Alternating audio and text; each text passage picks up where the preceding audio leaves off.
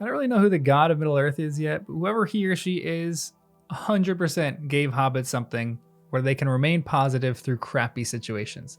Because in the book, Merry and Pippin go through actual hell. Well, not actual hell, metaphorical hell, by being captured by these orcs. Not only are they captured by orcs, but they're forced to run with the Uruk-hai rather than get carried, something that the movies kind of miss. Pippin is whipped for running out of the group to drop his brooch so Aragorn could potentially find it. Orcs constantly remark about how they're going to gut them and eat them. They are heading to Saruman, where they're likely to be killed and tortured, or tortured and killed.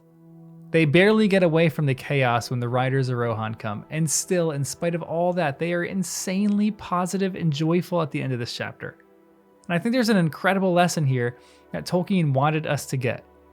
But more than that, I think there's actually an important lesson that Tolkien wanted people who go through war to understand, but I want to talk about that toward the end. This chapter, and the end specifically, feels like it's catered to people who have been through war, just as he was. And for anyone who doesn't know, I'm reading Lord of the Rings for the first time and publishing essays on my read-through, so subscribe if you haven't already. There's a whole lot of you who watch but don't subscribe, which is a bummer because the more this channel grows, the more I can make these videos and spend some time on them. So please subscribe and please like the video so this can get out to more people. But if you want, you can also become a member too, where you get members only content as well as early access to videos. It would definitely help support the channel, and it's only $5 a month, which is very, very cheap. But today I do want to talk about the positivity of Merry and Pippin for a few minutes and how this shows their growth. But I don't think it's going to be that long of a video, and I always say that, but I end up talking for over 10 minutes, so we'll see. But after everything that Merry and Pippin have gone through in this chapter, specifically Pippin because this chapter is told through his perspective, he remains remarkably positive at the end. I think Pippin, over everyone in the company, has been maybe the one who complains the most. I'll take that back. He's one of the ones who complains the most. But he's kind of been relatively quiet. But I do remember in the beginning when the Pippin just started, he got frustrated a lot when they were on their way to Frodo's new house. Or even in the Old Forest, I remember he had some frustrations there. And then after, there were a few lines on the actual journey that I remember Pippin just getting annoyed or frustrated at things. But as the book has gone on, I honestly think that's becoming lesser and lesser.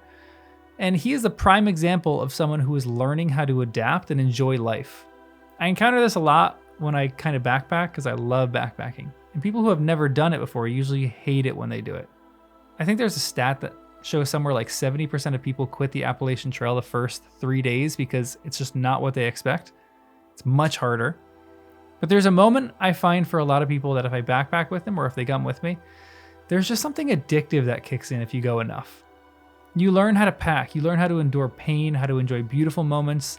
You just learn to endure and persevere. There's something incredible about that feeling.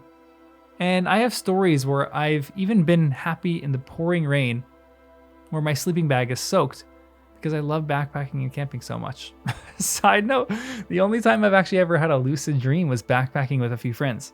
It was pouring rain and I was sleeping under this tiny little shack, but there were 10 of us packed in there and I was on the stairs to the shack, so I was getting soaked by rain. And I had a dream that it was Christmas morning and I was actually sad and depressed because I didn't remember finishing the backpack trip. So I knew it was a dream because I didn't finish. And so I pinched myself and told myself to wake up and tried to shout, just try to wake up, but I wasn't able to do so. So I just kind of accepted it, and I thought that I didn't remember finishing the backpacking trip, but I was so sad that I couldn't remember it. And then I kind of just knew it was all a dream. It's one of the weirdest experiences of my life. Shout out if you have a lot of lucid dreams because that was terrifying to me, even though it was Christmas. But back to Pippin. I feel like he's become a lot tougher. And not only tougher, but started to maintain a positive attitude through everything, which is wildly contagious. I think this chapter showed a lot of growth for him. Let me read a section of the book where it kind of shows. They turned and walked side by side slowly along the line of the river. Behind them, the light grew in the east. As they walked, they compared notes, talking lightly in hobbit fashion of things that had happened since their capture. No listener would have guessed from their words that they had suffered cruelly, or been in dire peril, going without hope toward torment and death, or that even now, as they knew well, they had little chance of ever finding friend or safety again. You seem to have been doing well, Master Took, said Merry. You will get almost a chapter in old Bilbo's book, if I ever get a chance to report to him.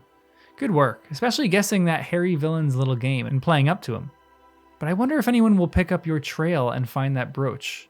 I should hate to lose mine, but I'm afraid yours is gone for good. I shall have to brush up my toes if I am to get level with you. Indeed, Cousin Brandybuck is going in front now. This is where he comes in. I don't suppose you have much notion where we are, but I spent my time at Rivendell rather better. We are walking along the Entwash. The butt end of the Misty Mountains is in front, and Fangorn Forest. Even as he spoke, the dark edge of the forest loomed up straight before them. Night seemed to have taken refuge under its great trees, creeping away from the coming dawn. Lead on, Master Brandybuck, said Pippin, or lead back. We have been warned against Fangorn, but one so knowing will not have forgotten that. I have not, answered Merry, but the forest seems better to me all the same than turning back into the middle of a battle. I love them both in this moment. And I want someone to kind of just like check me on this, because I have an interpretation of this, but I think people who have kind of had PTSD, or maybe if you're a psychologist or a therapist, I really want your help on this essay, because I don't know if this is like a coping mechanism that they're having right here. Because how are they able to stay that positive through so many miserable and bad things? Now, my take on it is going to be because they've kind of grown and adapted to it. But if you actually know if this is any kind of like psychological thing that they're coping with, or like a PTSD almost, please let me know in the comments what your interpretation of this is, because I would be so fascinated to learn more about this. But to me, this almost feels like a commentary on how to live through horrific events. I feel like Tolkien was writing that specifically for this reason.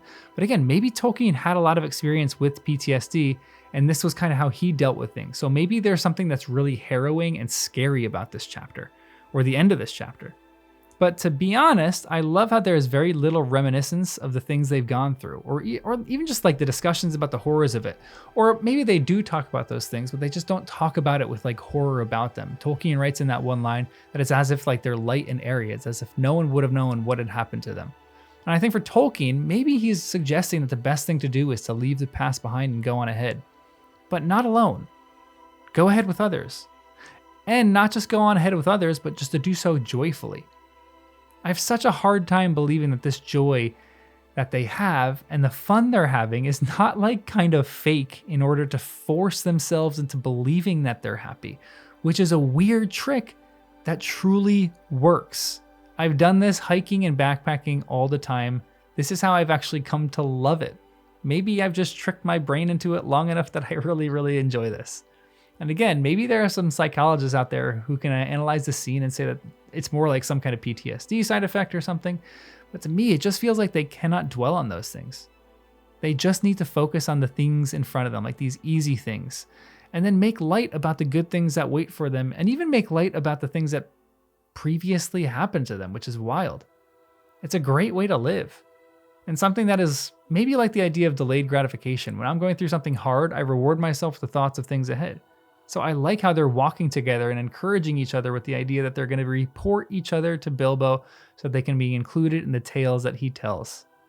There's just something so beautiful about this, because it's not out of a place of pride that they want to be remembered, but this is out of a place of pride in each other for having endured and gotten through that together. It's more so out of loyalty and love for each other than any sort of self-recognition. And again, I think this is one of the biggest themes of Tolkien that I keep finding in the Fellowship.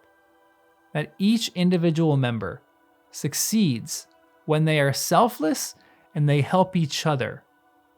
When someone reaches out their hand for their own self-gain, that is when they fail. Boromir reached out for his own gain. He's done. Gandalf self-protected. He didn't self-protect. He protected the Fellowship. And so he's coming back. Well, at least I think.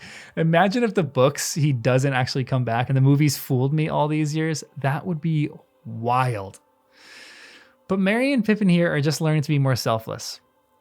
And I think that is the thing that is keeping them alive and thriving. If not physically, then mentally. And maybe that's a good example for us all. But I don't know. Again, part of me still thinks there's some deeper psychological thing here. So I really want your help. Let me know what you think in the comments. Make sure you like the video, subscribe, and I'll see you in the next one.